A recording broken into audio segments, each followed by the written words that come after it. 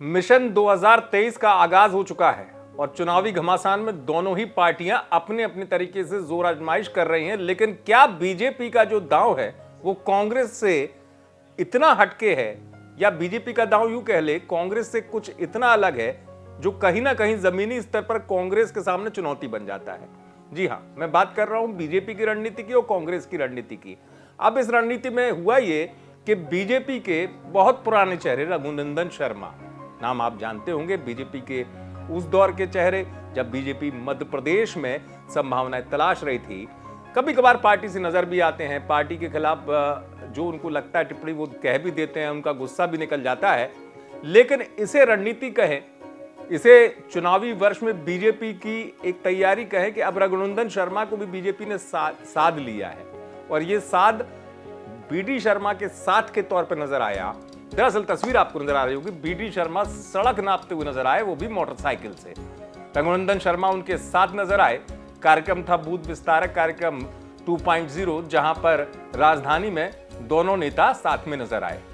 अब बात आती है रणनीति की, जो मैं कह रहा हूं आपसे। बीजेपी दरअसल मिशन 2023 में लगी हुई है और इस मिशन 2023 को फतेह करने के लिए कई ऐसे मिशन भी हैं जो बीजेपी चला रही है।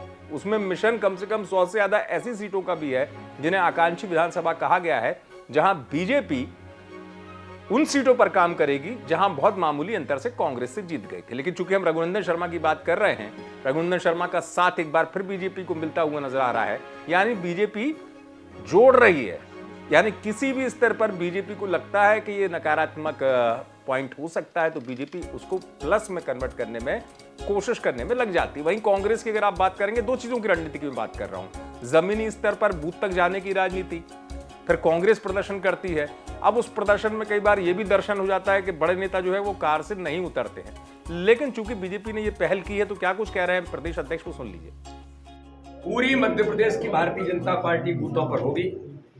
माननीय अमित शाह जी का बूथ जीतने का जो संकल्प है कि प्रत्येक बूथ पर 51% वोट शेयर लेकर के आना, 22 प्रकार के कामों के साथ बूथ को सशक्त बनाना और गरीब कल्याण की योजना माननीय प्रधानमंत्री मोदी जी के नेतृत्व में जो गरीबों का जीवन बदलने का काम कर रही है, उन योजनाओं से लाभान्वित जो लोग हैं हितग्राही, उनसे बूथ पर मिलना।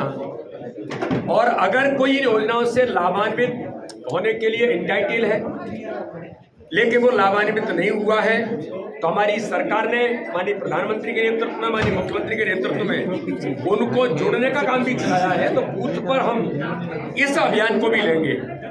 तो गरीब कल्याण की योजनाएं जो गरीबों का जीवन बदल रही है, उनका संपर्क का अभियान। भारतीय जनता पार्टी में नए नौजवान जो प्रत्येक बूथ पर यूथ फॉर बूथ, और बूथ पर नौजवानों को जोड़ने का काम। आज की एक बैठक बूथ पर ही जो नौजवान रहते हैं, जो नई जनरेशन है, जो उमंग और उत्साह के साथ खड़ी है, तो उनको भी जोड़ने का काम। तो ये प्रतिक्रिया भी आपने सुना। तो ये एक फर्क है जो मैं रणनीति का आपको बता रहा हूं कि अब पुराने दिग्गजों का साथ भी अगर चुनावी वर्ष में बीजेपी लेने में कामयाब हो रही है तो ये रणनीति कही जाएगी कि एक तरफ जनता के बीच में बूथ विस्तारक कार्यक्रम से जाना है, पुराने नेताओं को भी जोड़ना है। यानी कि जमीनी स्तर पर बीजेपी अपनी रणनीति को कारगर करने में थोड़ा आगे नजर आती है कांग्रेस। आप देखते रहे अभी तक।